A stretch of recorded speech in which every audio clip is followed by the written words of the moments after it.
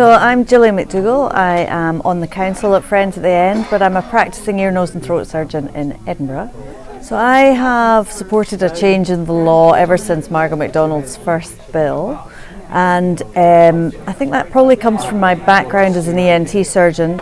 Although I don't personally manage patients with head and neck cancer, I do help look after them at the ends of their life, and it can be a particularly difficult condition to palliate, even with full access to everything that palliative care can offer.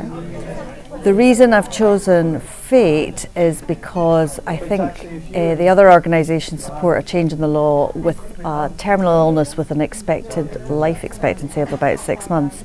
And in reality, that's impossible to predict as a doctor. We really only get accurate at predicting length of life when it comes to the last few days of a patient's life, and then we can say we've got days.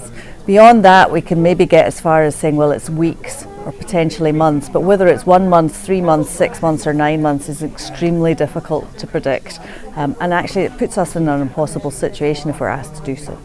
I think today's debate was interesting from Dermot's perspective. I hadn't thought about dignity as meaning valuing every life equally. I have to say that I do think that some lives get to a point where they're not worth carrying on living, so I don't value lives where patients are suffering intolerably as valuable as, say, my life currently is.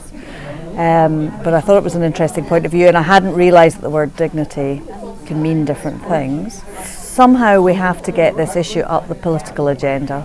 People are not voting on the basis of how the candidates feel about changing the law on assisted dying. It's not really an issue that's coming up in the policies of the parties, and I think we need to, if we as a society feel it's important enough, then we need to make sure that our politicians understand that, and therefore it becomes a voting issue.